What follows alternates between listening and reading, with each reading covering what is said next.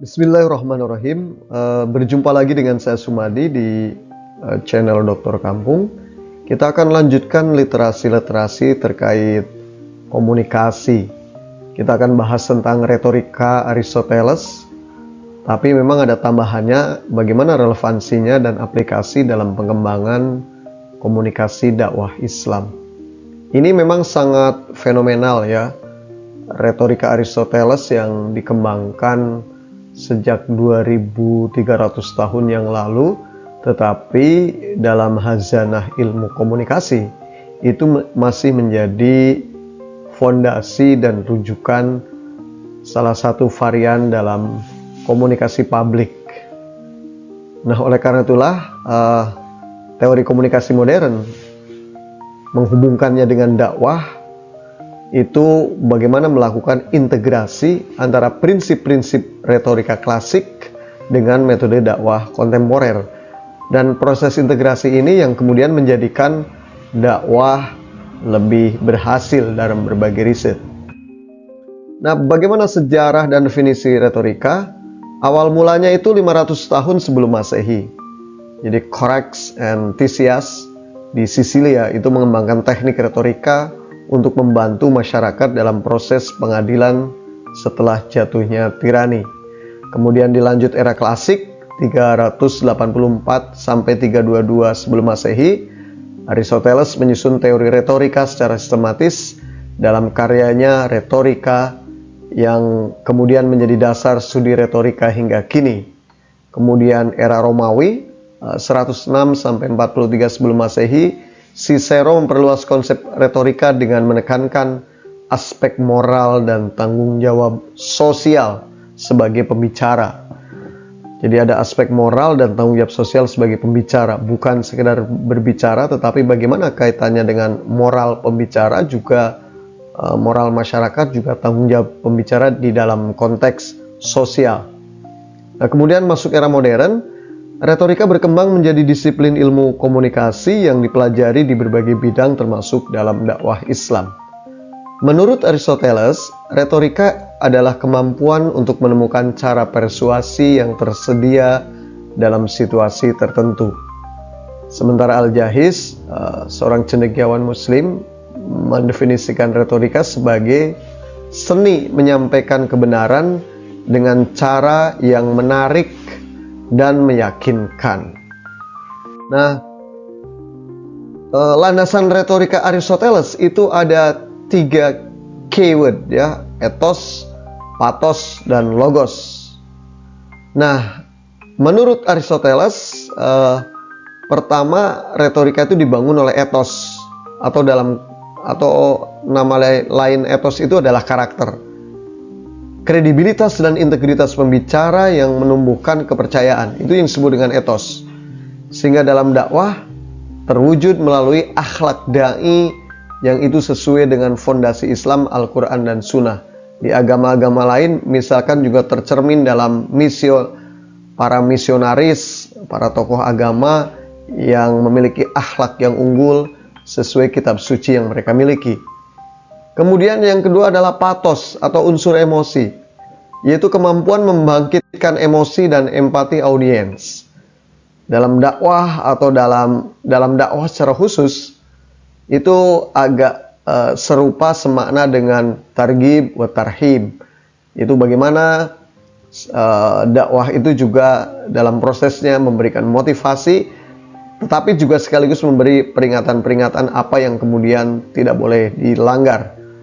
Nah, yang ketiga adalah logos, logika, kekuatan argumen dan penalaran. Dalam dakwah berhubungan dengan hujjah, atau bahasa lainnya adalah argumentasi, yang itu didasarkan pada dalil nakli, artinya berdasarkan norma, teks suci, ya, peraturan, dan juga dalil akli melalui logika rasional. Nah, oleh karena itulah menurut Aristoteles, persuasi efektif memerlukan keseimbangan ketiga unsur tersebut. Menariknya, prinsip-prinsip ini memiliki keselarasan dengan konsep tabligh dalam tradisi dakwah Islam, yang itu menekankan keteladanan, sentuhan emosional, juga kedalaman ilmu. Nah, Apa jenis-jenis retorika menurut Aristoteles? Yang pertama, deliberatif, ya. Retorika yang berkaitan dengan kebijakan masa depan dan keputusan. Yang kedua, forensik, retorika yang berkaitan dengan masa lalu dan penentuan keadilan. Yang ketiga, epideiktik, yaitu retorika yang berkaitan dengan pujian dan kritik atau sikap saat ini. Pada praktik dakwah, jenis-jenis retorika ini dapat diaplikasikan secara komprehensif. Retorika deliberatif terlihat pada tablik yang membahas tentang masa depan umat, misalkan masa depan ekonomi, masa depan politik umat, masa depan kebangkitan umat gitu. Bahkan bisa jadi keruntuhan umat. Nah, ini dibahas dalam retorika yang disebut dengan deliberatif gitu.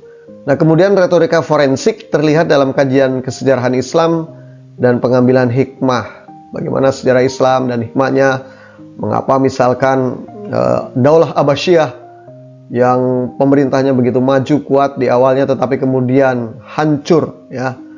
Nah, itu bisa dibahas di retorika forensik. Sementara retorika epideiktik itu muncul dalam khutbah yang memuji kebesaran Allah dan ajaran-ajarannya, yang kemudian bagaimana itu bisa diimplementasikan dalam kehidupan kita sehari-hari.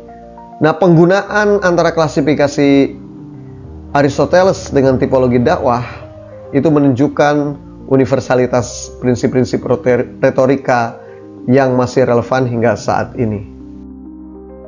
Nah, bagaimana pengaruh retorika pada komunikasi publik? Satu, peningkatan efektivitas pesan. Retorika itu meningkatkan kemampuan menyusun argumen, menyederhanakan konsep yang kompleks, dan juga menyajikan struktur yang mudah dipahami audiens gitu. Yang kedua, penguatan hubungan pembicara dengan audiens. Ini prinsip retorika membantu pembicara membangun koneksi emosional dan intelektual dengan pendengar.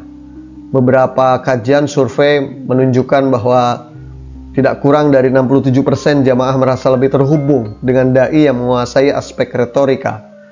Kemudian pengaruh retorika pada komunikasi publik juga terkait dengan transformasi pemikiran masyarakat. Nah, retorika yang baik mengubah cara berpikir, sikap, dan perilaku masyarakat.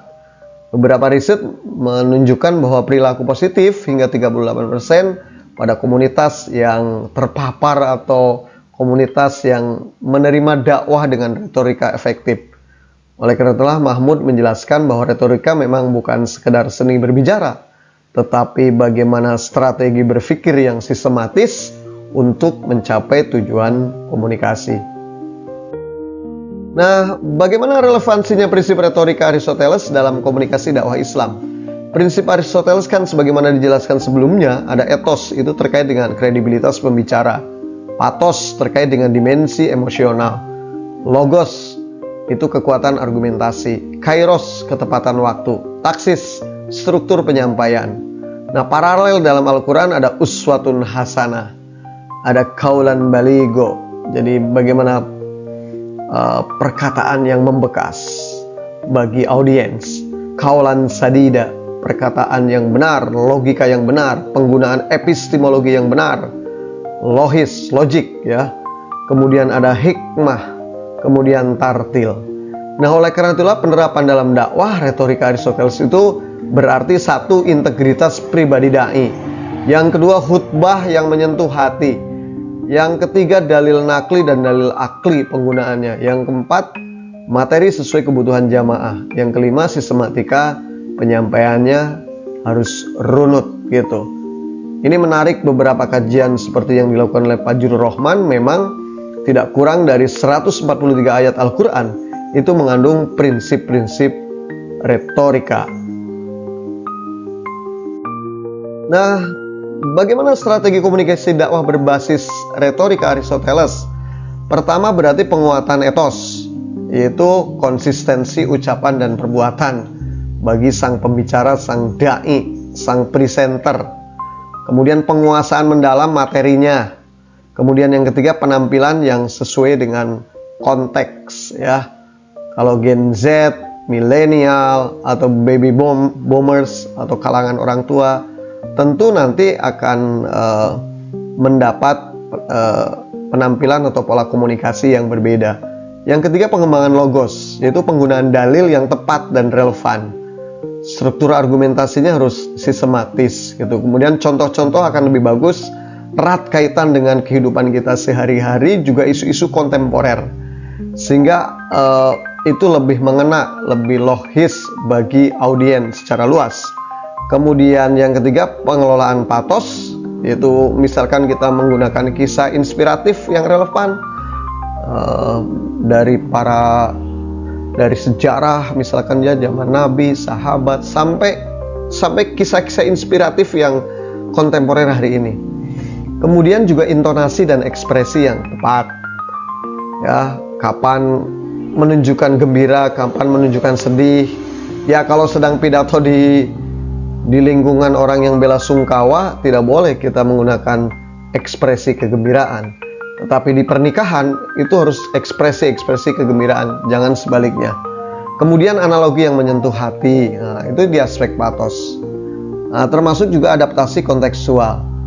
Jadi penyesuaian gaya dengan audiens, ya, harus dipertimbangkan dengan matang.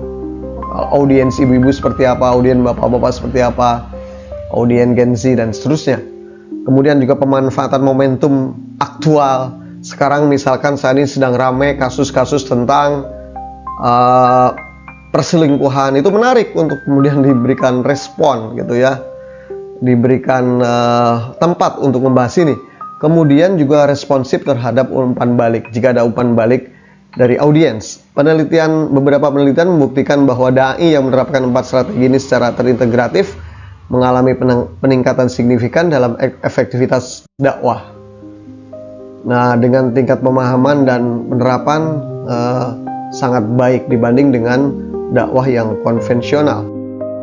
Nah, tantangan dan peluang komunikasi dakwah Islam di era digital, orang Indonesia itu 62%, khususnya Muslim, pengguna internet. 8 kali pengguna internet atau platform digital untuk dakwah itu lebih efektif dibanding yang konvensional. 48% Muslim milenial itu lebih memilih format video untuk menerima pesan dakwah. Kemudian 74% ini ada tantangan literasi digital. Dai tradisional yang mengalami kesulitan beradaptasi dengan media dakwah digital, ini menjadi tantangan tersendiri. Nah, oleh karena itulah penggunaan media sosial dalam komunikasi dakwah Islam yang efektif harus mempertimbangkan beberapa riset. Ternyata YouTube masih yang tertinggi digunakan oleh masyarakat, kemudian ada Instagram, lalu TikTok, lalu podcast, lalu Facebook dan Twitter. Tentu semua media sosial ini dapat menjadi peluang dakwah yang bisa kita lakukan bersama. Nah, tantangan peluang komunikasi di era digital, oleh karena itulah tadi harus ada adaptasi teknologi bagi para dai, ya, bagi para misionaris, misalkan fragmentasi audiens, pendekatan lebih spesifik dan demografi yang berbeda di audiens. Kemudian ada literasi digital bagi sang dai, kemudian juga melakukan dakwah transnasional. Walaupun dilakukan di kampung, tetapi bisa berdimensi mondial, mendunia karena dunia digital. Oleh karena itulah Nadir Shah Hussein mengingatkan bahwa retorika digital itu membutuhkan adaptasi prinsip Aristoteles dengan karakteristik media baru, yaitu interaktivitas media baru itu, multimodalitas, juga kohesivitas. Saya kira itu yang bisa saya sampaikan. Mari kita diskusikan sama-sama agar pembahasan ini menjadi lebih luas dan komprehensif. Mari kita elaborasi dan diskusi. Terima kasih.